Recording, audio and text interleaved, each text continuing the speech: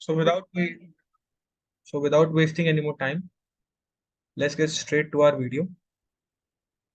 और आज का जो हमारा लेक्चर है उसके अंदर हमने प्रीवियस लेक्चर में देखो हमने क्या खत्म किया था, थोड़ा सा दिखा दे। तो प्रीवियस लेक्चर में जिन्होंने लास्ट तक लेक्चर को ज्वाइन करके रखा था, हमने प्रीवियस लेक्चर में आइंस्टीन एनर्जी इक्वेशन, जिसको फोटो इलेक्ट्रिक इक्वेशन बोलते हैं, वो भी खत्म कर लिया था। Photo electric effect, threshold frequency, threshold wavelength, work function, ये सारी चीजें क्या होती हैं उन्होंने देख रखा है लास्ट में, ठीक है। फिर हमने प्लैंक्स कांस्टेंट थ्योरी, मतलब बेसिकली पार्टिकल नेचर वाली चीजें शुरू हो चुकी थी और खत्म भी हो चुकी हैं, फोटो इलेक्ट्रिक इफेक्ट, ठीक है। फोटो इलेक्ट्रिक इफेक्ट में कुछ और चीजें हैं जो मैं आपको लिखवाना चाहता हूँ, लिखवाना इन द सेंस बताना चाहता हूँ, ठीक है, क्योंकि सवाल कई बार उससे भी बन जाते हैं, ठीक। तो उसको भी थोड़ा सा जान लीजिए, कुछ चीजें बची हुई हैं फोटो इलेक्ट्रिक इफेक्ट के अंदर। तो आज हम करेंगे क्या, बेसिकली मैं ये बता देता हूँ। फोटो इलेक्ट्रिक इफेक्ट के अंदर जो चीजें बची हैं पहले उसको खत्म करेंगे, ठीक। और उसके बाद अपना क्या, वीडियो ऑफ करो, दिस, अपना वीडियो ऑफ करो।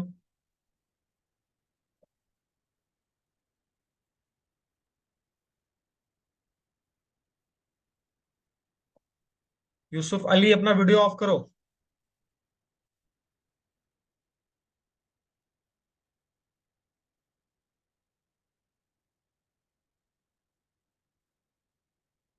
हम्म। यस, आई थॉट कि आप सभी को स्क्रीन स्क्रीन विजिबल होगी। और आज के लेक्चर में हम क्या करेंगे, आज के लेक्चर में हम बेसिकली जो फोटो इलेक्ट्रिक इफेक्ट जितना कल तक हमने किया था, यहाँ तक इसके आगे जो चीजें फोटो इलेक्ट्रिक इफेक्ट के अंदर बची हुई है पहले उसको खत्म करेंगे। उसके बाद ये आधा सेशन जो है वो न्यूमेरिकल बेस्ड सेशन होने वाला है, मतलब जितनी चीजें हमने पीछे पढ़ी हैं उसको हम अप्लाई करेंगे न्यूमेरिकल के अंदर और सवालों को सॉल्व करेंगे, ठीक है। किस टाइप के सवाल फ्रेम होते हैं हम उसको भी देखेंगे। फिलहाल फोटो इफेक्ट के अंदर हमने एंटी एनर्जी इक्वेशन और उसका ग्राफ कैसे प्लॉट करते हैं वो सारी चीजें देख ली थी, ठीक है। इसके अंदर अब कुछ की पॉइंट लिख लो, फोटो इफेक्ट के अंदर जो की पॉइंट आपको पता होने चाहिए, है ना। तो उसको ऐसे लिख लो, फोटो इलेक्ट्रिक इफेक्ट के अंदर की points of photo electric effect. Photo electric effect के कुछ की पॉइंट जो आपको याद होने चाहिए, ठीक है। जिसमें से पहला है कि जैसे कि हमने फोटो इलेक्ट्रिक इफेक्ट क्या होता है पीछे पढ़ा है कि फोटोन आते हैं कुछ एनर्जी लेके, है ना, मेटल के सरफेस पे, और मेटल के सरफेस से इलेक्ट्रॉन का इजेक्शन होता है, ठीक है। क्योंकि जो फोटोन एनर्जी लेके आता है वो इलेक्ट्रॉन ऑब्जर्व करता है, बॉन्ड को तोड़ता है और ब्रेक करके क्या करता है, मेटल के सरफेस से बाहर निकल जाता है ना। हमने ये चीजें पढ़ रखी हैं। तो उसी के अंदर सबसे पहला की पॉइंट इसी चीज को फोकस करता है।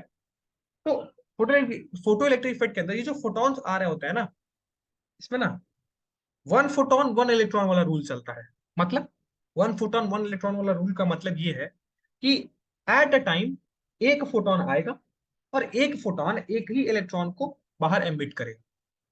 मतलब ऐसा नहीं है, देखो वैसे तो अगर कंटिन्यूअस लाइट हम गिरा रहे हैं तो बहुत सारे फोटोन आ रहे हैं, लेकिन यहाँ रूल कैसा चलता है, वन फोटोन वन इलेक्ट्रॉन। मतलब ऐसा समझो कि एक फोटोन आएगा और एक इलेक्ट्रॉन को बाहर ले जाएगा, फिर दूसरा फोटोन आएगा, फिर वो जब एनर्जी देगा दूसरे इलेक्ट्रॉन को, वो बाहर चले जाएगा। मतलब एक फोटोन ऐसा नहीं कि एक साथ दो या तीन इलेक्ट्रॉन को निकाल सकता है, ऐसा बिल्कुल नहीं होगा। एक फोटोन एक ही इलेक्ट्रॉन को निकालेगा। मतलब एक फोटोन की जितनी एनर्जी होगी वो सिर्फ एक ही इलेक्ट्रॉन ऑब्जर्व करेगा और एक ही फोटो इलेक्ट्रॉन बाहर निकलेंगे। जो सरफेस से बाहर निकलते हैं उनको क्या बोलते हैं, फोटो इलेक्ट्रॉन, है ना। तो यहाँ वन फोटोन वन इलेक्ट्रॉन वाला रूल चलता है। तो लिख लो इसको कि for each incident photon, for each incident photon only one photo electron emitted. मतलब एक फोटोन के हेल्प से एक फोटो इलेक्ट्रॉन ही बाहर निकलेगा, इज एमिटेड। ये पहला की पॉइंट था, याद रखना। यहाँ अगर सवाल में बना दिया जाए कि मान लो एक फोटोन आया, उसने तीन चार इलेक्ट्रॉन को बाहर निकाल दिया, तो ऐसा नहीं होगा। एक फोटोन आएगा तो एक ही इलेक्ट्रॉन बाहर निकलेगा, मतलब एक फोटोन की जितनी एनर्जी होगी वो एक ही इलेक्ट्रॉन ऑब्जॉर्ब करेगा। क्लियर। अगला कि ये बहुत फास्ट होता है, मतलब ये इतना फास्ट होता है कि इनमें कोई गैप नहीं होता है। ऐसा नहीं कि अभी एक फोटोन आ रहा है फिर वो आएगा फिर निकालेगा फिर दूसरा फोटोन आएगा, ऐसा नहीं होता है। ऐसे बहुत तेजी से फोटोन गिर रहे होते हैं और बहुत तेजी से इलेक्ट्रॉन बाहर निकल रहे होते हैं, यानी इनके बीच का जो टाइम गैप होता है वो बहुत कम होता है। मतलब समझ लो गैप ही नहीं होता है। तुरंत आया एक फोटोन ले गया, फिर तुरंत अगला फोटोन आया फिर वो फोटोन ले गया, है ना। तो ऐसा होता है कि जो गैपिंग होती है इनके बीच वो गैपिंग नहीं होती है, वो कंटिन्यूअस प्रोसेस होता है। फोटोन आते हैं इलेक्ट्रॉन निकालते हैं, फिर फोटोन आते हैं फिर इलेक्ट्रॉन निकालते हैं। ऐसा नहीं होता है कि एक फोटोन आया फिर इलेक्ट्रॉन निकला फिर थोड़ी देर रुका फिर दूसरा फोटोन आएगा, ऐसा नहीं। ये कंटिन्यूअस होता है, मतलब इनके बीच टाइम का गैप नहीं होता है। तो ऐसे लिख लो, no time gap, no time gap. ये बहुत फास्ट प्रोसेस होता है। देखो लगातार फोटोन यहाँ से गिरते जा रहे हैं, इस फिगर में देखो तो लगातार फोटोन गिर रहे रेडिएशन के फॉर्म में, और वो लगातार इलेक्ट्रॉन को बाहर निकाल रहा है। मतलब इनके बीच टाइम की गैपिंग नहीं होती है। ऐसा नहीं होता है कि एक फोटोन आएगा फिर रुकेगा फिर दूसरा फोटोन आएगा फिर ले जाएगा, ऐसा नहीं होता, कंटिन्यूअस प्रोसेस है। इसलिए इसके अंदर टाइम की गैपिंग नहीं होती है। तो लिख लो no time gap between striking the, या फिर इसको ऐसे लिख लो striking of photon, striking of photon, है ना, striking of photon and emission of photo electron. मतलब टाइम गैपिंग नहीं होती है, टाइम का गैप नहीं होता है, तुरंत आता है, तुरंत फोटोन स्ट्राइक करता है, तुरंत फोटो इलेक्ट्रॉन निकल जाता है ना। थर्ड पॉइंट, है ना, सारे जो फोटो इलेक्ट्रॉन है ना, उनके पास काइनेटिक एनर्जी जो होती है, जरूरी नहीं कि वो kinetic energy maximum kinetic energy होगी। मैंने तुमको क्या बताया था, जैसे कि एग्जांपल मैंने लिया था पिछले वाले में कि मान लो 2.4 इलेक्ट्रॉन वोल्ट है और 6 इलेक्ट्रॉन वोल्ट की एनर्जी लेके एक फोटोन आया। तो ऐसा जरूर नहीं होगा ना कि हर हर जो इलेक्ट्रॉन है, अगर मैं 6 में से 2.4 माइनस करूं तो कितना बचा, 3.6। तो ऐसा जरूरी नहीं है ना कि हर इलेक्ट्रॉन 3.6 एनर्जी को ही लेके और मूव करे। जो इलेक्ट्रॉन पूरी की पूरी एनर्जी को लेके मूव करेगा उस एनर्जी को हम काइनेटिक एनर्जी मैक्स बोलते हैं। तो ऐसा जरूरी नहीं है ना कि सारे इलेक्ट्रॉन मैक्सिमम काइनेटिक एनर्जी से ही मूव करें। कुछ इलेक्ट्रॉन 3.2 इलेक्ट्रॉन वोल्ट ही यूज करेंगे, कुछ इलेक्ट्रॉन 2.8 ही यूज करेंगे, कुछ इलेक्ट्रॉन 1.5 ही यूज करेंगे। मतलब ऐसा जरूरी नहीं है कि सारे के सारे photo electron maximum kinetic energy से ही मूव करें, है ना। कुछ इलेक्ट्रॉन ऐसे भी होते हैं जो मैक्सिमम काइनेटिक एनर्जी से कम में मूव करते हैं, है ना। मैक्सिमम काइनेटिक एनर्जी कितनी हो सकती है, अगर 6 में से 2.4 माइनस कर दिया जाए तो मैक्सिमम एनर्जी बची कितनी, 3.6। अगर ये पूरी की पूरी ये अगर ये 3.6 एनर्जी जो पूरी की पूरी इलेक्ट्रॉन काइनेटिक एनर्जी में अगर लगा दे रहा है तो हम उसको बोलते हैं मैक्सिमम काइनेटिक एनर्जी। लेकिन ऐसा जरूरी तो नहीं है ना कि हर इलेक्ट्रॉन को इतनी एनर्जी मिल रही है। इससे कम एनर्जी भी वो लेके काइनेटिक एनर्जी में कन्वर्ट हो सकता है। जैसे इसने कम ले लिया, मान लो 3.2 ले लिया किसी ने, कोई ऐसा इलेक्ट्रॉन था जिसने सिर्फ 3.2 इलेक्ट्रॉन वोल्ट की एनर्जी ली, तो हम उसको मैक्सिमम नहीं बोलेंगे ना। मतलब कि सारे के सारे जो इलेक्ट्रॉन हैं वो जरूरी नहीं है कि मैक्सिमम काइनेटिक एनर्जी से ही मूव करें, वो उससे कम में भी मूव कर सकते हैं। क्लियर, ये बातें क्लियर हुई अभी मैक्सिमम काइनेटिक एनर्जी वाला कॉन्सेप्ट यस सर।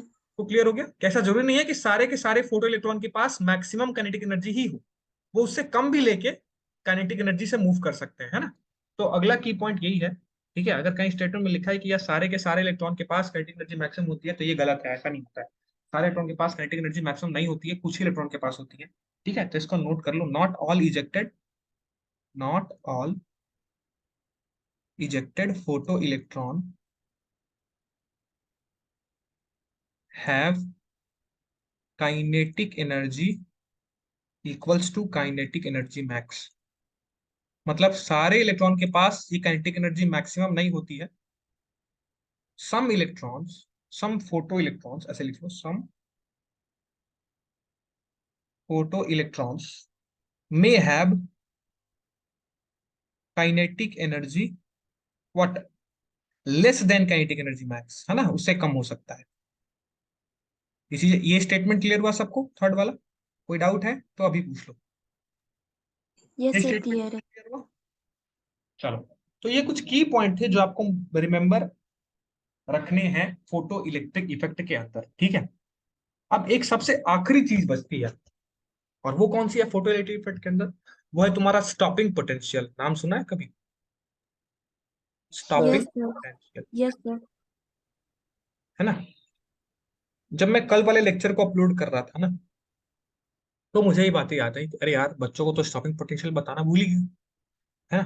तो सोचा कल के लेक्चर में इसको कवर करेंगे और उसके बाद न्यूमेरिकल्स को सॉल्व करेंगे, ठीक। तो आज का लेक्चर में क्या होने वाला है, स्टॉपिंग पोटेंशियल हमारा आखिरी टॉपिक होगा, और उसके बाद सारे जितना एंड तक है, ठीक है, 40-45 मिनट हम न्यूमेरिकल को सॉल्व करेंगे कि हमने अभी तक जितना पढ़ा वो याद है कि नहीं, उसका एप्लीकेशन कहाँ लग रहा है और किस लेवल के सवाल आते हैं, वो उसको हम देखेंगे, ठीक है। तो फिलहाल स्टॉपिंग पोटेंशियल समझो थोड़ा सा। देखो नाम से क्या पता लग रहा है, स्टॉपिंग पोटेंशियल, है ना। तो इसको समझाने के लिए मैं क्या करता हूँ ना कि पीछे हमने जो फोटो इलेक्ट्रिक इफेक्ट का ये जो इक्वेशन ले रखा है ना यहाँ, थोड़ा सा इस फिगर को यहाँ लाते हैं, बाहर निकालते हैं, ठीक है। और फिर वहां ले जाके तुमको समझाता है कि स्टॉपिंग पोटेंशियल का क्या होता है, ठीक। चलो आ जाओ। स्टॉपिंग पोटेंशियल के बारे में थोड़ी जानकारी लेते हैं। ये हमारा सेटअप था फोटो इलेक्ट्रिक इफेक्ट का, ये सबको क्लियर है। फोटो इलेक्ट्रिक इफेक्ट में क्या हो रहा था, एक बार थोड़ा सा रिपीट कर देते हैं। लाइट आती है, मेटल के सरफेस पे गिरती है, इलेक्ट्रॉन बाहर निकलते हैं और भागते किधर है, डिटेक्टर की तरफ, ठीक है। अब थोड़ा सा ना ये बैटरी की पोलैरिटी पे ध्यान दो, थोड़ा नाम पढ़ो। नाम क्या दिया हुआ है, स्टॉपिंग पोटेंशियल। मतलब ऐसा पोटेंशियल जो रोकने का काम करेगा, नाम से ही तो पता चल रहा है उसका, है ना। नाम से क्या कहते हैं ना, कि नाम से इंसान की पहचान हो जाती है, वैसे ही इसका नाम देखो, तो नाम इसका स्टॉपिंग पोटेंशियल। मतलब ऐसा पोटेंशियल जो स्टॉप करे, किसी चीज को स्टॉप करे, ठीक है। अभी फिलहाल क्या है हम देखेंगे, बट ऐसा पोटेंशियल जो स्टॉप करे, इसलिए इसका नाम स्टॉपिंग पोटेंशियल है, ठीक है। अब किस चीज को स्टॉप करता है, थोड़ा ध्यान से देखो। ये जो सेटअप है हमारा, इसके अंदर आप नजर डालो थोड़ा। फोटो इलेक्ट्रिक में क्या होता था कि लाइट गिरती थी, मेटल के सरफेस से इलेक्ट्रॉन निकलते थे और भागते भागते थे किधर, डिटेक्टर की तरफ, ठीक। और कुछ इलेक्ट्रॉन जिनके पास मिनिमम काइनेटिक एनर्जी होती थी, वो नहीं जा पाते थे, तो बैटरी उनको खींच के अपने तरफ ले जाता था। ये फंक्शन हमने पढ़ा था कल।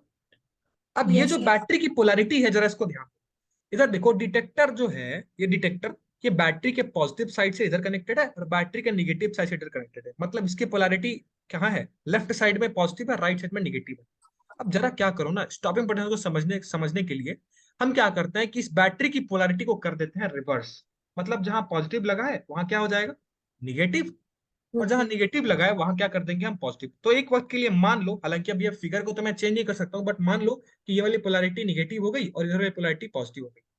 अब क्या होगा, लाइट हमने जो ही गिराया तो मेटल के सरफेस से इलेक्ट्रॉन तो निकलेंगे, लेकिन अब देखो, क्योंकि ये पोलैरिटी निगेटिव है, तो डिटेक्टर भी कैसा चार्ज हो जाएगा, डिटेक्टर का पूरा प्लेट कैसा चार्ज हो जाएगा, निगेटिवली चार्ज हो जाएगा। क्यों, क्योंकि ये बैटरी के निगेटिव टर्मिनल से कनेक्टेड है। क्लियर। तो अब ये जो लाइट आई और लाइट गिरी मेटल के सरफेस से, तो इलेक्ट्रॉन अगर इजेक्ट हो गया, तो क्या इलेक्ट्रॉन आगे बढ़ना चाहेगा, हाँ, क्योंकि काइनेटिक एनर्जी कुछ मिलेगी, तो वो आगे बढ़ना चाहेगा। मान लो कुछ मैक्सिमम काइनेटिक एनर्जी से वो आगे बढ़ रहा है। अब जो ही इलेक्ट्रॉन आगे बढ़ना चाहेगा ना, तो इधर देखो, इधर पोलैरिटी कैसी है, निगेटिव। और इलेक्ट्रॉन के ऊपर चार्ज कैसा होता है, निगेटिव। तो क्या भला कभी डिटेक्टर अपने तरफ इस इलेक्ट्रॉन को आने देगा, बिल्कुल नहीं। No sir. तो क्योंकि निगेटिव और नेगेटिव क्या करते हैं, एक दूसरे को इक्वेशन। रिपेल करते हैं। तो यहाँ वही हालत है। यानी इलेक्ट्रॉन को रोकने के लिए हम बैटरी से जितना रिवर्स, जितना निगेटिव वोल्टेज लगाते हैं ना, उसी तो पोटेंशियल को बोलते हैं स्टॉपिंग पोटेंशियल। कितना सिंपल था। मतलब बैटरी का वो रिवर्स पोटेंशियल जिसपे जो इलेक्ट्रॉन की काइनेटिक एनर्जी जो है वो एकदम जीरो हो जाए, मतलब इलेक्ट्रॉन क्या हो, रुक जाए, स्टॉप हो जाए। अरे यार, इलेक्ट्रॉन जब यहाँ से इजेक्ट होगा तो उसके पास कुछ ना कुछ काइनेटिक एनर्जी होगी। अब वो काइनेटिक एनर्जी को लेके आगे बढ़ेगा, लेकिन जो ही आगे बढ़ेगा इधर से निगेटिव भी क्या करेगा, रिपल्शन, धक्का देगा। तो फिर इलेक्ट्रॉन क्या होगा, आगे बढ़ते बढ़ते बढ़ते इसी काइनेटिक एनर्जी क्या होती जाएगी, घटती जाएगी, घटती जाएगी, और एक ही बार क्या हो जाएगा, जीरो हो जाएगा काइनेटिक। मतलब ऐसा स्टॉपिंग पोटेंशियल, है ना, ऐसा रिवर्स, ऐसा निगेटिव वोल्टेज हम बैटरी से लगाते हैं, ताकि जो इलेक्ट्रॉन जो है वो क्या हो, स्टॉप हो जाए, डिटेक्टर की तरफ ना आ पाए। उस पोटेंशियल को क्या बोलते हैं हम, stopping. Stopping potential. Concept clear हो गया, बस इतना ही कॉन्सेप्ट था। क्या कॉन्सेप्ट क्लियर हो गया, यस सर। चलो। तो ये मैं इसको मिटाता नहीं हूँ, बस इसको आप ड्रॉ कर लीजिएगा, ठीक है, अपने वो में डायग्राम, थोड़ा सा डायग्राम में क्या करिएगा कि जो पोलैरिटी है इसको बदल दीजिएगा आप, ठीक है। मैं यहाँ दिखा देता हूँ कि डिटेक्टर के ऊपर, डिटेक्टर की जो प्लेट है वहां negatively charge, negative charge accumulate हो गया है। क्यों, क्योंकि ये बैटरी के निगेटिव पोटेंशियल कनेक्टेड है। और हमको करना क्या है, इलेक्ट्रॉन की काइनेटिक एनर्जी को जीरो करना है, ठीक है। तो यही है स्टॉपिंग पोटेंशियल के, बस इतना ही कॉन्सेप्ट था। आओ अब थोड़ा सा इसके बारे में लिख लें, ताकि हमारे पास नोट्स तो रहना चाहिए ना, और नोट्स के अंदर ये बातें को हम डाल देते हैं। तो लिख लो, to stop, to stop the moving electron, या फिर मूविंग चार्ज लिख लो, ज्यादा सही रहेगा। वी हैव टू, रोकने के लिए हमको क्या करना पड़ेगा, we have to apply reverse voltage, है ना। पोलैरिटी को बदल देंगे तो क्या बोलेंगे उसको, reverse voltage. We have to apply reverse potential, we have to apply reverse potential. और ये जो द रिवर्स पोटेंशियल जो जरूरी होता है इलेक्ट्रॉन को रोकने के लिए, उसको हम क्या बोलते हैं, स्टॉपिंग पोटेंशियल। तो लिख लो, the reverse potential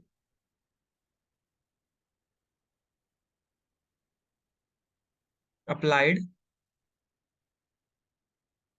to stop electron with zero kinetic energy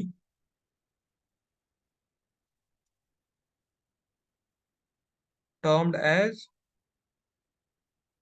stopping potential.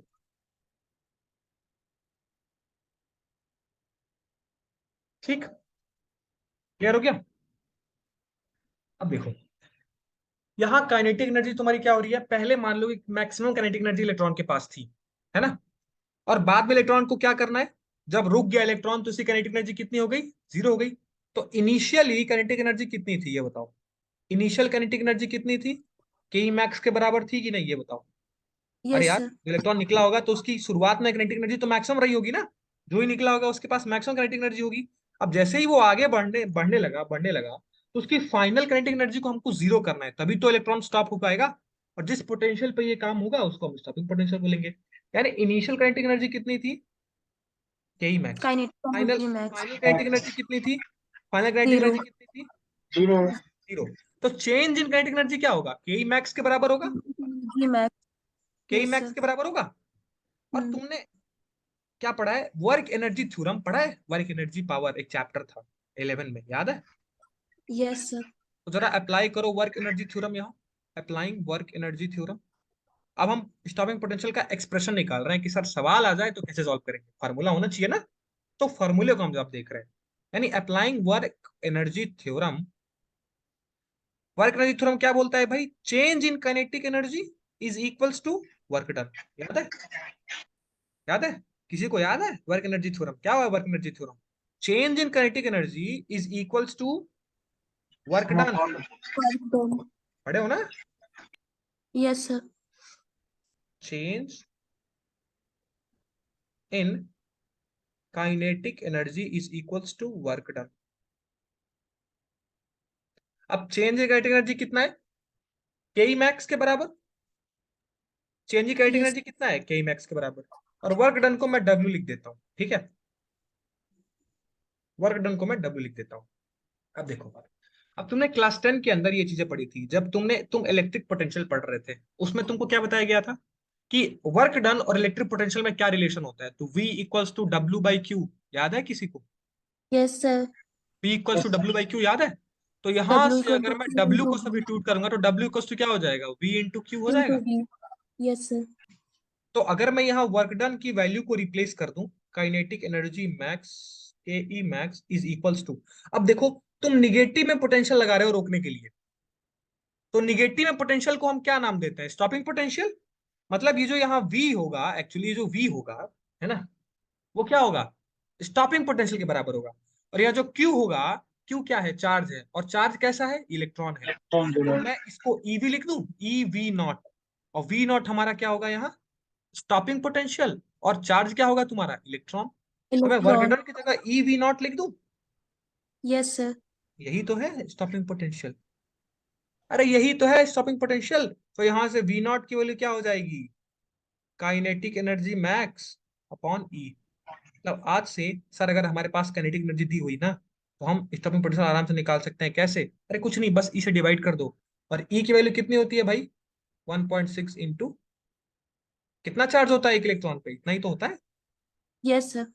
ई की वैल्यू ये रख के आराम से स्टॉपिंग पोटेंशियल निकाल सकते हो। क्लियर हो गया? क्लियर हो गया, ये ई इंटू वी नॉट कहाँ से आया, सबको क्लियर है? क्या ये यस बात सर। सबको clear है? सिर्फ एक ही दो लोग बोल रहे हैं, लगता है बाकी लोग को समझ नहीं आया। यहाँ जो वी नॉट है ना, वी नॉट है स्टॉपिंग पोटेंशियल, मतलब हम जितना रिवर्स पोटेंशियल लगा रहे हैं वो तुम्हारा हो गया वी नॉट। और यहाँ क्यू जो है, वो एक्चुअली चार्ज क्या है, इलेक्ट्रॉन ही तो है। तो मैंने क्यू को किससे इसको रिप्लेस कर साइन के दिया, साथ लेंगे कि सर कैसे ही चलेंगे? हाँ? साइन के साथ लेंगे कि सर अपने आप सब नोन है कि वो निगेटिव है? नहीं नहीं, देखो यहाँ हम मैग्नीट्यूड मान के चलते हैं, इसको मॉड भी लगा सकते हो, कोई दिक्कत नहीं। हमको मैग्नीट्यूड से ओके मतलब सर। होता है, ठीक है, क्योंकि पोटेंशियल निगेटिव नहीं हो सकता है ना, तुम बताओ कभी पोटेंशियल को निगेटिव समझ देखे हो, नो पोटेंशियल सर। निगेटिव नहीं हो, तो डायरेक्शन भले अपोजिट, डायरेक्शन के लिए हम निगेटिव लगा सकते हैं, लेकिन पोटेंशियल की वैल्यू कभी निगेटिव होती है नहीं ना, पोटेंशियल की वैल्यू तो निगेटिव नहीं होगी ना। तो तुम मॉड मान के चल सकते हो, कोई दिक्कत नहीं है, ठीक है। तुमको बस एक सिंप्लीफाइड एक्सप्रेशन चाहिए, और वो एक्सप्रेशन क्या है, we not equals to K E max upon E. Clear हो गया? किसी को दिक्कत? No sir. किसी को दिक्कत नहीं है ना, सबको समझ आ गया स्टॉपिंग पोटेंशियल कॉन्सेप्ट? तो ये था स्टॉपिंग पोटेंशियल का कॉन्सेप्ट। अब देखो इसी स्टॉपिंग पोटेंशियल कॉन्सेप्ट को ना थोड़ा सा मॉडिफाई करो, कहाँ, आइंस्टीन एनर्जी इक्वेशन में। जैसे अब तो तुम लोग को पता चल गया होगा आइंस्टीन एनर्जी इक्वेशन क्या होती है, पढ़े थे ना, क्या होती है? Yes sir. Incident energy is equals to work function function plus plus kinetic energy kinetic maximum. Energy max. Max. अब अगर मैं आइंस्टीन एनर्जी इक्वेशन को in term of stopping potential लिखना चाहूं तो क्या लिख सकता हूं, यहां मैं नोट कर देता हूं, in terms of stopping potential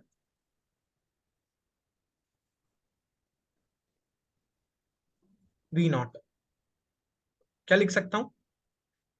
incident energy को मैं एच न्यू न्यू आई लिख सकता हूँ, work yes yes sir. Sir. Function को एच न्यू नॉट लिख सकता हूँ, नॉट। प्लस काइनेटिक एनर्जी को ईवी मैं नॉट। ई वी नॉट लिख सकता हूँ। अभी हमने पीछे देखा है कि एक सर। याद है। हम्म। तो अब हमको देखो ई वी नॉट चाहिए तो इसको इधर भेज दो, तो मैं इसको ऐसे लिख सकता हूँ, E V naught is equals to H nu I minus H nu naught लिख सकते हैं। Yes sir. सर यहाँ से वी नॉट इसे कितना हो डिवाइड कर जाएगा, दीजिए। H nu i h minus h minus nu not. Pi e. तो एक एक्सप्रेशन ये भी याद रख सकते हो, या फिर वी नॉट को क्या लिख सकते हो, दोनों में से एच कॉमन ले लो, nu I minus nu not upon e भी हो सकता है। So this is all about your stopping potential. मैंने इतने सारे इक्वेशन तुमको दे दिए, आप सब्स्टिट्यूट करो, जहां जो जरूरत पड़ेगी वहां वो लगा दोगे इक्वेशन में। क्लियर? क्लियर यस हो गया? सर। यही है सर तुम्हारा yes. Photo electric equation. Photo, इसको ऐसे लिख लो, photo electric equation, photo electric equation. बस, अब इससे ज्यादा तुमको एटलीस्ट जेई के लेवल तक तो मैंने तुमको बता दिया, ठीक है। इससे ज्यादा जेई के अंदर भी तुमको नहीं मिलेगा, जेई के अंदर भी हम इतना ही पढ़ते हैं, ठीक। मैंने पूरी फोटो इलेक्ट्रिक तुमको समझा दी, along with ग्राफ, है ना, along with स्टॉपिंग पोटेंशियल और along with Einstein energy equation in term of stopping potential. देखो कितने सारे इक्वेशन हमने पढ़े, कल इधर भी पढ़ा था एक, बहुत सारे इक्वेशन है ना, काइनेटिक एनर्जी का equation H C by lambda I, है ना, H C by lambda naught plus K max. और आज हमने फिर स्टॉपिंग पोटेंशियल को के मैक्स से रिलेट किया, है ना, फिर हमने समझा, उसके बाद उसका इक्वेशन यहाँ है हमारे पास। तो this is all about stopping potential, ठीक है। अब आज की क्लास में थ्योरी की इतनी समाप्ति है, ठीक है। अब यहाँ थ्योरी नहीं बची हुई है। तो आगे आज की क्लास में हम क्या कर रहे हैं, आगे आज की क्लास में हम करेंगे न्यूमेरिकल प्रॉब्लम्स, ठीक है। तो अब यहाँ से शुरू हो रहा है तुम्हारा न्यूमेरिकल प्रॉब्लम। कोशिश करना तुम सभी पेन कॉपी और रफ वगैरह लेके बैठो, ठीक है। सभी कोशिश करना कि जो न्यूमेरिकल है इसको आप पर्सनली भी सॉल्व करें, ठीक है। आंसर बताइएगा, मैं मैच भी करूंगा, फिर हम वापस से उसको सॉल्व करके देखेंगे कि सही है या नहीं, ठीक है। पहला बेसिक सवाल लिखिए। पहला क्वेश्चन बड़ा बेसिक है, बहुत सिंपल सा सवाल है, ठीक है। मैंने तुमको डायरेक्टली बता दिया है, ठीक है, तुम निकाल भी सकते हो। कैलकुलेट एनर्जी ऑफ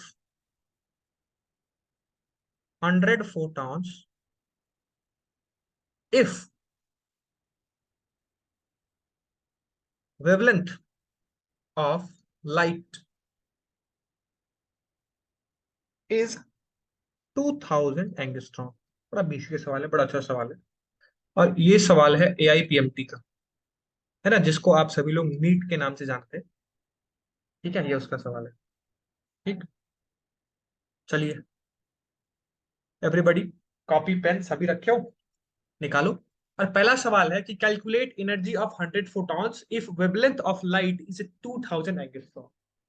अब देखो मैं क्या करूंगा ना कि इस सवाल को अभी सॉल्व करूंगा, और आप जेन्युइनली, अगर आपका सवाल गलत हो तो भी कोई प्रॉब्लम नहीं, अगर आपका आंसर गलत है तो भी कोई दिक्कत नहीं है, धीरे धीरे सीखोगे। और अगर आपका सवाल सही है तो वेरी गुड, मैं सॉल्व कर रहा हूं और आप उस चीज को मिला लीजिएगा, ठीक है। कि हम भी रहते सर तो ऐसे ही करते, या फिर सॉल्व कर लिए हो तो बहुत अच्छी बात है, ठीक। चलो आओ देखो, यहाँ सवाल है हमारा कि हमको कैलकुलेट करना है एनर्जी किसका, 100 फोटॉन्स का, और हमको वेवलेंथ दिया हुआ है, कितना दिया हुआ है, 2000 एंगस्ट्रॉम, ठीक है। तो सबसे पहली बात दिमाग में चाहिए, देखो एनर्जी है, वेवलेंथ है ना। तो एनर्जी और वेवलेंथ का रिलेशन किससे दिया जाता है भाई, हमने पीछे पढ़ा है, E is equals to H C by lambda, याद है, बेसिक्स सबको याद है, मैंने प्लैंक्स क्वांटम थ्योरी के अंदर ही चीजें पढ़ाई थी। लेकिन मैंने तुमको एक और बात बताई थी, इसी को, इसको थोड़ा सा मॉडिफाई किया था, कब, इसको एन एमटी नंबर है ऑफ ना। फोटॉन्स के लिए, इसको हमने H C by lambda. Verify किया था n नंबर ऑफ फोटोन के लिए, तो उसमें मैं n से मल्टीप्लाई कर दूं, तो मैं अगेन एनर्जी को ऐसे भी लिख सकता हूँ NhC/λ, याद है, क्योंकि यहाँ देखो फोटोन का नंबर दिया हुआ है, n की वैल्यू यहाँ कितनी दी हुई है, 100 फोटोन। देखो सबसे पहले सवाल सॉल्व करने के लिए ना तुमको क्या करना चाहिए ना कि सवाल पढ़ो और उसके अंदर के सारे सारे डेटा को बाहर एक्सट्रैक्ट कर लो। यहाँ डेटा का मैं निकालूं तो पहला n की वैल्यू दी हुई है 100 फोटॉन्स, ठीक है। फिर लेमडा की वैल्यू दी हुई है कितनी, 2000 एंगस्ट्रॉम, है ना, 2000 एंगस्ट्रॉम। हमको एनर्जी कैलकुलेट करनी है, बड़ा सिंपल है यार। एनर्जी किस में आती है याद रखना, मैक्सिमम जब भी इसमें सवाल आएगा एनर्जी आएगी इलेक्ट्रॉन वोल्ट में। तो याद करो मैंने एक ट्रिक वाला फार्मूला दिया था कि अगर एनर्जी आपको इलेक्ट्रॉन वोल्ट में चाहिए तो आप HC का प्रोडक्ट ले सकते हैं, याद है सर मैंने। वन एक into ten to the power 1.40, अगर लैम्डा तुमको नैनोमीटर में चाहिए तब, यहाँ किलोमीटर। देखो लैम्डा क्या नैनोमीटर में गिवन है ना, मतलब ये तो नहीं लगाएंगे, लेकिन ये होता है। वो कौन सा लगाएंगे, 12400, क्योंकि वन टू यहाँ फोर लैम्डा डबल देखो जीरो एंगस्ट्रॉम में दिया हुआ है। तो मैं डायरेक्टली वैल्यू को पुट कर दूं क्या, बिल्कुल। एन और HC की जगह मैं क्या लिख सकता हूँ, 12400 अपॉन लेमडा की वैल्यू एंगस्ट्रॉम में कितनी है भाई, 2000। अब देखो एन की वैल्यू है 100 फोटोन, तो बहुत सिंपल, 100 इंटू 12400 अपॉन 2000। ये देखो दो जीरो से ये दो जीरो गया, एक जीरो से ये एक जीरो गया। अब ये देखो ऊपर 10 इंटू 124 अपॉन 2, इससे डिवाइड कर दो, कितना हो जाएगा, ये जाएगा कटेगा, 2 6 12, 62 एक और 6 से तो नहीं कटेगा, ठीक है। 52 और कितना हो जाएगा, कटेगा 6 और 2, 6 है ना, ये 620। 20। 20 कितना सिंपल, यानी एनर्जी की वैल्यू कितनी आ गई, 620 इलेक्ट्रॉन वोल्ट। बट मान लो इसी सवाल को थोड़ा सा घुमा के आपके एमयू के अंदर आ जाए, मान लो सवाल घुमा के बोल दिया कि find out the energy in joule, तो क्या करोगे, पहले इलेक्ट्रॉन वोल्ट तुमने निकाल लिया, कितना आया मल्टीप्लाई कर इलेक्ट्रॉन वोल्ट में, देंगे। कितना इलेक्ट्रॉन वोल्ट में, एनर्जी की वैल्यू इलेक्ट्रॉन वोल्ट में कितनी आई, 620। और मैं तुमको रिलेशन बता रखा है कि 1 इलेक्ट्रॉन वोल्ट में कितनी एनर्जी होती है जूल के अंदर, 1.6 × 10⁻⁻19 जूल। तो 620 में अगर जूल में निकालना हो तो हम क्या करते हैं, 620 इंटू 1.6 इंटू 10⁻⁻19, ये जो आंसर आता है किसमें आता है, जूल में आता है। अभी भी कैलकुलेट कर सकते हैं। तो बहुत बेसिक सवाल, बड़ा सिंपल सा सवाल, लेकिन देखो अगर मेरा डायरेक्ट फार्मूला लगाते ट्रिक वाला तो कितना इजी था। वैसे अगर जिनको ये ट्रिक वाला फार्मूला नहीं पता था मेरा, वो करते रह जाते इस सवाल को, पहले एंगस्ट्रॉम से फिर मीटर में कन्वर्ट करते, है ना, फिर H/C मल्टीप्लाई करते, फिर N को मल्टीप्लाई करते, N को, फिर H को, फिर C को, फिर लेप्टा को निकालते, किसमें, कहाँ एंगस्ट्रॉम है ना, इसको मीटर में कन्वर्ट करते, फिर इलेक्ट्रॉन, फिर एनर्जी आती है वो जूल में आती, फिर वो जूल को इलेक्ट्रॉन वोल्ट में कैलकुलेट करते हैं। डायरेक्ट इलेक्ट्रॉन वोल्ट में निकाला ना आंसर, हमने डायरेक्ट इलेक्ट्रॉन वोल्ट में निकाला आंसर, कितना आया, 620 इलेक्ट्रॉन। तो क्या ये सवाल सबको समझ आया, यस सर। ठीक है, इजी। अब इजी लग रहा है ये चैप्टर, है ना। आगे बढ़ो, नेक्स्ट क्वेश्चन। और नेक्स्ट क्वेश्चन लिखिए, नेक्स्ट क्वेश्चन है a light, a light source of wavelength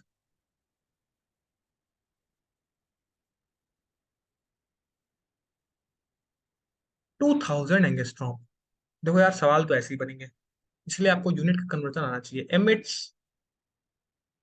0.5 joule energy, the number of photon, the number of photons emitted from the source will be। इस बार देखो n की वैल्यू पूछी गई है, इस बार एनर्जी दे दी गई, वेवलेंथ दे दिया गया, और n की वैल्यू पूछी गई है। थोड़ा ट्राई करो इसको तो। मैं रिलेशन तुमको बता देता हूँ, रिलेशन क्या होता है, E is equals to NhC/λ, E is equals to NhC/λ। Clear, clear. अब देखो अगेन मैं सॉल्व करता हूं और आप इस सवाल को मिला लेंगे कि आपने सही किया था या नहीं, ठीक है। पहले मैंने तुमको क्या कौन बताया सी है सर? कि इस सवाल को क्या करो, ब्रेक कर लो। कैसे ब्रेक कर लो, गिवन डेटा क्या क्या है उस डेटा के अकॉर्डिंग ब्रेक कर लो। गिवन डेटा क्या है, वेवलेंथ है, वेवलेंथ की वैल्यू कितनी है, 2000 एंगस्ट्रॉम, मतलब लेमडा की वैल्यू है कितनी, 2000 एंगस्ट्रॉम। क्लियर, ठीक। एनर्जी की वैल्यू इस बार दी हुई है लेकिन इस बार जूल में दी हुई है, कितनी है? 0.5 जूल। ठीक, और हमसे एन की वैल्यू इस बार पूछा है। तो अगर मेरे को एन निकालना होगा यहां से, है ना, तो पहले तो तुम एनर्जी कितनी दी हुई है? 0.5, है ना। और मैंने तुमको पीछे एक्सप्रेशन अभी क्या बताया है कि जब भी एंगस्ट्रॉम में दिया हो तो एनर्जी किस में होनी चाहिए? इलेक्ट्रॉन वोल्ट में। और एक्सप्रेशन क्या है एच सी का? 12400, और लेमडा कहाँ होना चाहिए? एंगस्ट्रॉम में होना चाहिए, है ना। तो जरा इस पर्टिकुलर ये जो तुम्हारा इक्वेशन मैंने तुमको दिया था, है ना, इसी में इस सवाल का डेटा को जरा फिट करने की कोशिश करो। क्या यहाँ एनर्जी इलेक्ट्रॉन वोल्ट में है? क्या एनर्जी इलेक्ट्रॉन वोल्ट में है? नहीं, यहाँ जूल में है ना। सर 1.6 से क्या डिवाइड करना कर होगा? दिया। इलेक्ट्रॉन वोल्ट में कन्वर्ट करना होगा। तो जरा 0.5 को क्योंकि ये फॉर्मूला तभी हम लगाएंगे ना जब एनर्जी इलेक्ट्रॉन वोल्ट में हो, तभी, है कि नहीं? सही बोला ना। एनर्जी इलेक्ट्रॉन वोल्ट में होना जरूरी है। यहाँ एनर्जी जूल में है, तो पहला काम क्या करेंगे? एनर्जी को जूल से कहाँ कन्वर्ट करेंगे? इलेक्ट्रॉन वोल्ट में। और मैंने तुमको बताया है कि जब भी जूल से इलेक्ट्रॉन वोल्ट में जाते हैं तो ये डिवाइड करते हैं किससे? 1.6 इंटू 10⁻19 से। मतलब सर इस 0 पॉइंट की वैल्यू को ना अगर मैं 1.6 इंटू 10⁻90 से डिवाइड कर दूं ना, तो अब ये देखो, ये पूरा एक्सप्रेशन इलेक्ट्रॉन वोल्ट में हो गया। हो गया कि नहीं हो गया? हो गया कि नहीं हो गया? हो गया। जूल्स इलेक्ट्रॉन वोल्ट हमने कर लिया एनर्जी को। अब देखो, एनर्जी के बराबर में क्या है? बराबर में है 1240, तो लिखो 12400। लेमडा एंगस्ट्रॉम में दिया हुआ है कितना? 2000। और सामने क्या है? एन है, कि एन रहेगा ना आगे। एन रहेगा ना, ये तो एच सी का प्रोडक्ट है ना, 12400, ये तो एच सी का प्रोडक्ट है, तो आगे एन रहेगा, हमको एन निकालना है ना। तो पहले तो ये 1.6 है ना, इसको इधर मल्टीप्लाई कर दो। मैं इसको ऐसे लिख सकता हूँ, 0.5 is equals to n into 12400 upon 2000 multiply by 1.6 into 10⁻⁻19। क्या यहाँ तक किसी को दिक्कत है? एक बार बता दो, क्या यहाँ तक किसी को भी दिक्कत है? अगर नहीं समझ आ रहा है तो बोलो। क्या यहाँ मैं बहुत स्लोली स्टडली न्यूमेरिकल में लेके चलता हूँ, क्या यहाँ तक किसी को दिक्कत है? No sir. नहीं है ना। चलो अब डिवीजन करना शुरू करो। ये देखो, 2 जीरो से, ये देखो, ये 2 जीरो से ये 2 जीरो गया, और 2 से ये 6 टाइम, फिर ये कितना? 2 टाइम्स, है ना। तो इसको मैं ऐसे लिख सकता हूँ, 0.5 is equals to n into 62, और मल्टीप्लाई में क्या है? 1.6 इंटू 10⁻⁻19। तो मेरे को एन निकालना है, तो ये पूरी वैल्यू को मैं डिवाइड में भेज दूं नीचे, बिल्कुल। तो ऊपर क्या रहेगा? ये पूरी वैल्यू को ऊपर क्या रहेगा? सर ऊपर 5 रहेगा into 10 to the power 16। 0.5, और नीचे क्या रहेगा? 62 इंटू 1.6 इंटू 10⁻⁻19। अब देखो, सॉल्व करने के लिए क्या करो, जो 10⁻⁻19 है ना, इसको ऊपर भेज दो। तो ये कितना हो जाएगा? 0.5 इंटू 10⁻+19, -19 से +19 हो जाएगा ना, क्योंकि नीचे से ऊपर जाने पे साइन चेंज हो जाता है। ये तो बेसिक मैथ है, पढ़े हो सब लोग। ये कितना हो जाएगा? 10⁻19, और नीचे क्या बचेगा? 62 इंटू 1.6। अब इस पूरे एक्सप्रेशन को आप आसानी से सॉल्व कर सकते हैं कैलकुलेटर। फिलहाल अभी तो उठा लीजिए क्योंकि टाइम की कमी है, लेकिन एग्जाम में तो कैलकुलेटर नहीं मिलेंगे ना। मैं तो ये कहूंगा कि घर पे आप इसको अभी सेशन खत्म होने के बाद सॉल्व करिएगा और आंसर बताइएगा कि कितना आया है। Clear? Sir 5 into 10 to the power 16 आ रहा है। निकाल लिया तुमने? यस निकाल सर। लिया? आओ मैं कैलकुलेट कर लेता हूँ, ठीक है, एक बार जल्दी से कैलकुलेटर से, ठीक है। ऊपर क्या है? 0.5 है, और नीचे क्या है? 62 इंटू 1.6, तो नीचे हो जाएगा 99.2, है ना। 0.5 डिवाइडेड बाई 99.2, ये कितना आया? ऊपर का जो एक्सप्रेशन आया है ना, सॉल्व करके लिख देता हूँ, 0.0050 इंटू 10⁻19, है ना। अब यहाँ से 2 और 3, यहाँ क्या करो, 2 डिजिट आगे बढ़ा दो यहाँ से, तो 10⁻2 यहाँ से कम हो जाएगा, और फिर एक और बढ़ा देंगे 3 डिजिट, तो 5 इंटू 10⁻16 इनका आंसर आएगा।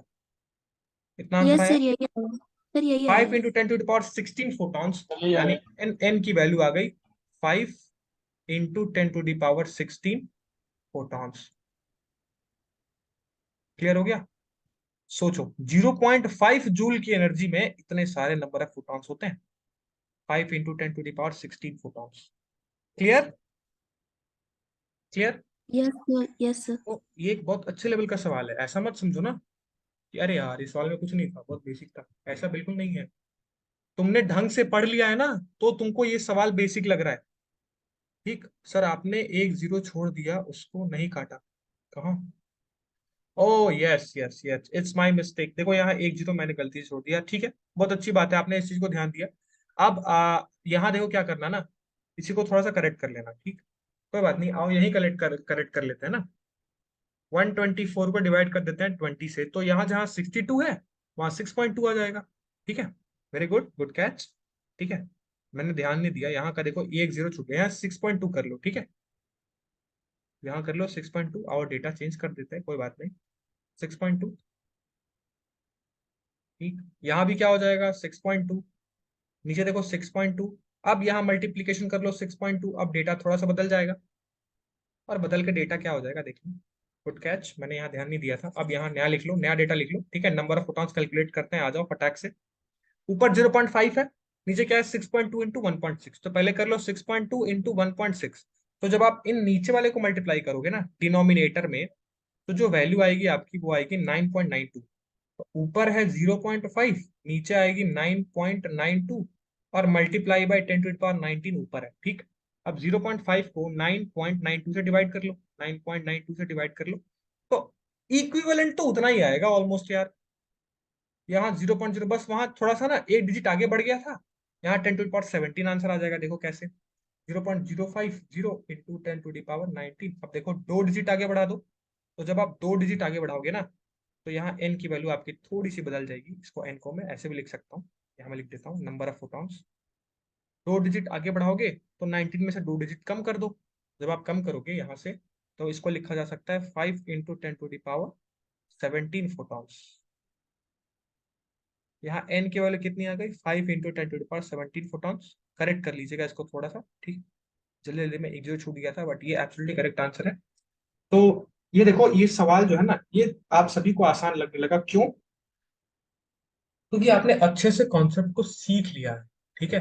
हालांकि ये एक आसान सवाल नहीं है, इसमें बहुत सारे कैलकुलेशंस आपको करने हैं, ठीक है, ठीक, क्लियर है, क्लियर है, सबको समझ आया ये चीज, ये सवाल समझ आया। चलो यस सर। आगे बढ़े, आगे बढ़ते हैं, एक और सवाल को सॉल्व कर लेते हैं, ठीक है, और फिर आपके सेशन को एंड करेंगे हम, और एंड करते वक्त आपको कुछ सवाल हम दे भी देंगे जो आप करके लाइएगा घर से, ठीक है, और उनको नेक्स्ट क्लास में हम वापस डिस्कस कर रहे होंगे, ठीक है, एक और क्लासेस होंगी न्यूमेरिकल पे, मतलब आगे थ्योरी क्लासेस होंगी इसके नेक्स्ट वाली, उसमें आधा पार्ट में न्यूमेरिकल चलेगा, आधा पार्ट में आगे हम थ्योरी कंटिन्यू करेंगे, जिसमें पढ़ रहे होंगे नेक्स्ट सेशन में बोर एटॉमिक मॉडल, ठीक है। आओ एक और सवाल कर लेते हैं, फिर इस सेशन को बाइंड अप कर देते हैं, ठीक। अगला सवाल है कि if the work function, if the work function, जिसको हम W लिखते हैं या फिर फाई लिखते हैं, ऐसे समझ लो, ठीक है, of a metal is 3.1 electron volt, ठीक, find its threshold wavelength, threshold wavelength and the maximum kinetic energy. देखो बहुत अच्छा सवाल है ये भी, हालांकि ये भी सवाल आपके लिए आसान हो गया, क्योंकि मैंने आपको बता दिया है कैसे सवाल को सॉल्व करते हैं, उसके साथ साथ इसकी थ्योरी भी, ठीक, and the maximum kinetic energy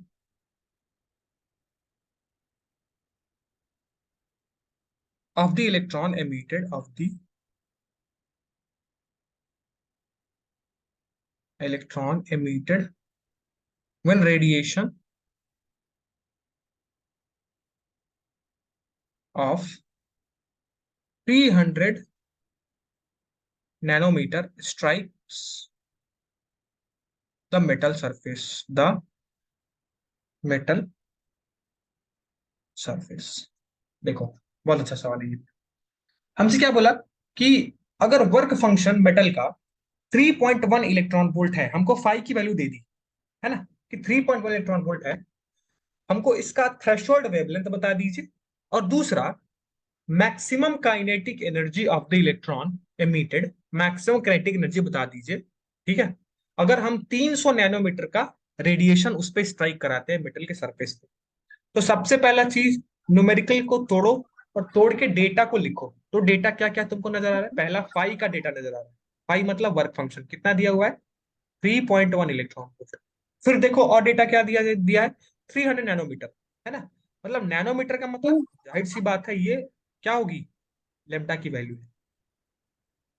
ये क्या है, लेम्डा की वैल्यू है। तो हमसे क्या पूछा है, वर्क फंक्शन दे दिया, थ्रेशोल्ड वेवलेंथ पूछा है, और मैक्सिमम काइनेटिक एनर्जी पूछा है। ठीक है।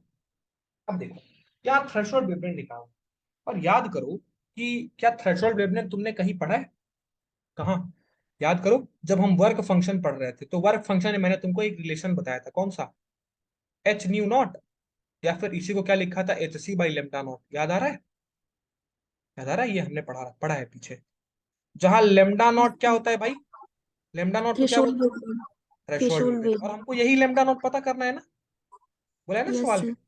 फाई दे दिया, लेम्डा नॉट पता करना है, ओ हो, मतलब lambda naught is equals to क्या हो जाएगा, एच सी अपॉन फाई कर दे, सर लेम्डा नॉट थ्रेशोल्ड क्या होता है।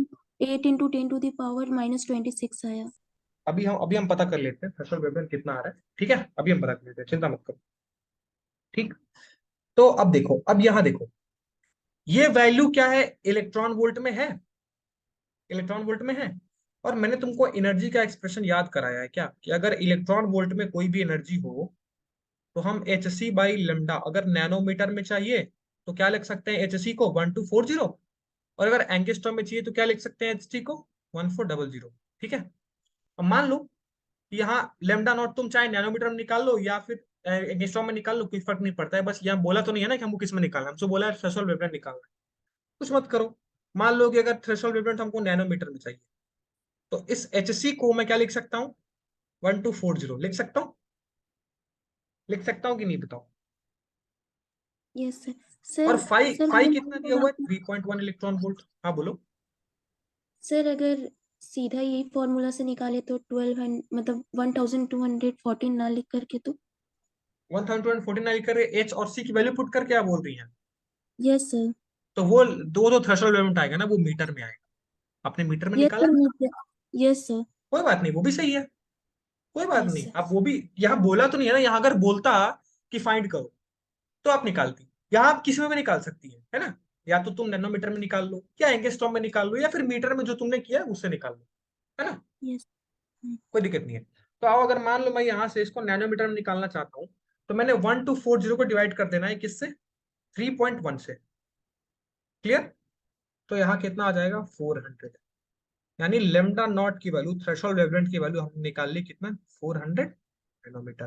क्लियर, पहला पार्ट डन, पहला पार्ट आ गया, समझ आया कैसे आया पहला पार्ट, लेमडा नॉट की यस सर। वैल्यू आ गई, क्लियर हो गया। अब हमसे क्या पूछा है ये बताओ, अगला सवाल में क्या पूछा है, मैक्सिमम काइनेटिक एनर्जी निकालनी है, मतलब के ई मैक्स निकालना है, यही निकालना है ना, के ई मैक्स। अब देखो जरा ये बताओ कि कौन से एक्सप्रेशन में काइनेटिक एनर्जी मैक्सिमम आता है, याद है, आइंस्टीन एनर्जी इक्वेशन जब आप लिखेंगे तो आपको पता चल जाएगा कि क्या होता है Einstein energy equation, incident energy is equals to 5 - के ई मैक्स। हमको के ई मैक्स चाहिए ना, तो याद करो मैंने के ई प्लस मैक्स का होता भी है एक ना एक्सप्रेशन सर, प्लस होता लिखवा रखा है, ये क्या हो जाएगा, सॉरी है सर प्लस होगा, वहां पे प्लस प्लस प्लस होगा। प्लस, हाँ। सॉरी प्लस होगा, ठीक है। तो यहाँ क्या होगा, incident energy minus work function, यानी अगर इंसिडेंट एनर्जी में से अगर मैं वर्क फंक्शन को माइनस कर दूं तो के ई मैक्स आ जाएगा कि नहीं आ जाएगा, ये बताओ, आ जाएगा। Yes sir. यानी फाई की वैल्यू दी हुई है क्या, क्या देखो तो फाई की वैल्यू दी हुई है क्या, हाँ, मतलब हमको सिर्फ 30। निकालना क्या है, इंसिडेंट एनर्जी। और इंसिडेंट एनर्जी के लिए बोल भी दिया कि जब रेडिएशन, जब आप 300 नैनोमीटर डालते हैं ना, तो हमको काइनेटिक एनर्जी चाहिए, मतलब यहाँ लेमडा की वैल्यू कितनी है, 300 नैनोमीटर, तो क्या मैं यहाँ से एनर्जी निकाल सकता हूँ, इंसिडेंट एनर्जी कितना हो जाएगा, एच सी बाई लेमडा, याद है। और यस सर। इंसिडेंट एनर्जी के लिए ये बताओ, अब देखो यहाँ फाई किस में है, फाई किस में है, इलेक्ट्रॉन वोल्ट में, वोल्ट में। तो एनर्जी भी हमको इलेक्ट्रॉन वोल्ट में चाहिए ना जी, तभी तो माइनस करेंगे, सेम क्वांटिटी में इसी तो माइनस करते हैं, ऐसा थोड़ा होगा एनर्जी जूल में निकाल दे और 5 इलेक्ट्रॉन वोल्ट में निकाल दे तो माइनस हो जाएगा, ऐसा तो नहीं होगा ना, सेम होनी चाहिए ना माइनस करने के लिए। यानी एनर्जी किस में चाहिए, इलेक्ट्रॉन वोल्ट में चाहिए, एनर्जी हमको चाहिए इलेक्ट्रॉन वोल्ट में। और लेमडा किस में दिया हुआ है, देखो किस में दिया हुआ है लेमडा, नैनोमीटर, दिख रहा है लेमडा, देखो ना यहाँ 300 नैनोमीटर दिया तो है incident, when radiation of 300 nanometre strike on the metal surface, समझ आ रहा है यहाँ लेमडा की वैल्यू कितनी है, क्या हुआ, समझ आ रहा है लेमडा की वैल्यू यहाँ कितनी दी हुई है, 300 नैनोमीटर हमको एनर्जी चाहिए इलेक्ट्रॉन वोल्ट में, तो मैं इंसिडेंट एनर्जी का फॉर्मूला लिख सकता हूँ क्या? 1240 अपॉन लेमडा इन नैनोमीटर, लिख सकता हूँ कि नहीं? Yes sir.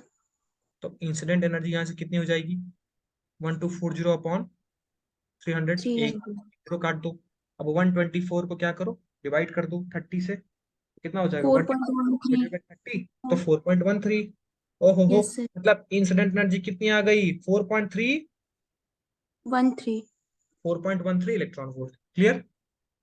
अब कुछ नहीं करना यार, के ई मैक्स तो चाहिए, सर 1.03 आएगा। तो कर दो ना 4.13 माइनस वर्क 3.1। फंक्शन कितना दिया हुआ है, वर्क फंक्शन 3.1। 3.1 है ना, इसको सही से लिख लो, यस सर। 4.13 माइनस 3.1, 4.13, -3.1। 3.1, तो काइनेटिक एनर्जी 1.03। मैक्सिमम कितनी हो जाएगी? 1.03 1.03 इलेक्ट्रॉन वोल्ट में इलेक्ट्रॉन अभी आएगी। वोल्ट। क्या बात है, मजेदार सवाल था, यस सर। अच्छा सवाल था, आसान लगा सवाल? Yes sir. क्यों आसान लगा? क्योंकि कॉन्सेप्ट हमने अच्छे तरीके से पढ़ा है। यही तो फायदा होता है कि अगर कॉन्सेप्ट ग्रास्प कर लिया ना, तो न्यूमेरिकल तो चुटकी में हो जाएंगे, आसान हो जाएंगे। और ये ऐसा ऐसा न्यूमेरिकल नहीं है, सभी एआईपीएमटी जो नीट के सवाल होते हैं ना वो है, ठीक है, प्रीवियस ईयर क्वेश्चन है ये आए हुए।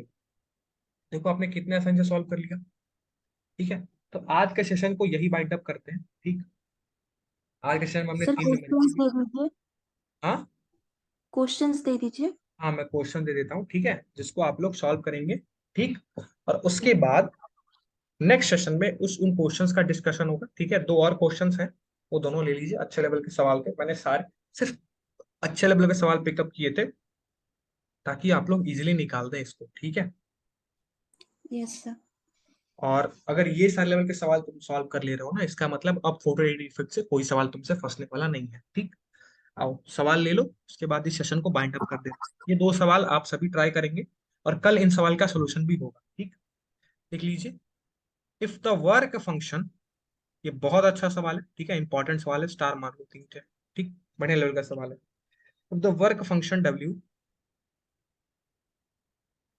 ठीक, और sorry, the work function F, not W, F, the work function, चलो डब्ल्यू लिख लो कोई बात नहीं, of some metal is listed below. एक सेकेंड, बैटरी भी लो गई, जल्दी से खत्म कर लो इसको, इज लिस्टेड बिलो, ठीक है। The number of metals which will show photo electric, कौन है ये, अपना माइक ऑफ करो, photo electric effect when light of 300 nanometer wavelength falls on the metal is work function is given। यहां दिया हुआ है मेटल्स कुछ दिए हुए हैं, sodium, lithium, sodium, potassium, magnesium, copper, silver, iron, platinum और टंगस्टन। ये सबके वर्क फंक्शन दिए हुए हैं और आपको चेक करना है ना कि कौन से मेटल के अंदर इमिशन होगा फोटो इलेक्ट्रॉन का। बहुत मजेदार सवाल है, सॉल्व करिएगा। इसका 3.7, ये सारे इलेक्ट्रॉन वोल्ट में है, ठीक है, जो वैल्यू मैं नीचे लिख रहा हूँ ये सारे किस में है, इलेक्ट्रॉन वोल्ट में है। 4.7, 6.3 एंड 4.75, ये सभी की सभी वैल्यू शुरू से लेकर एंड तक इलेक्ट्रॉन वोल्ट में है, सबकी करस्पॉन्डिंग वैल्यू है। इसमें सवाल पढ़ेंगे तो आपको समझ में आएगा कि हमको चेक करना है सबके वर्क फंक्शन दिए हुए हैं, किसमें इजेक्शन होगा इलेक्ट्रॉन का, ठीक है। तो आज के लिए ये सवाल आप ले लीजिए, ठीक। नेक्स्ट जो भी सवाल होगा सेशन में, जो और मैं कुछ एक दो सवाल पिकअप कर लूंगा और नेक्स्ट सेशन में इस सवाल को सॉल्व हम कर लेंगे, ठीक है। तो आज का सवाल ओके। ये रहा, ठीक। अब आज के सेशन को बाइंड अप करते हैं, ठीक है, मिलते हैं आप सभी से नेक्स्ट क्लास।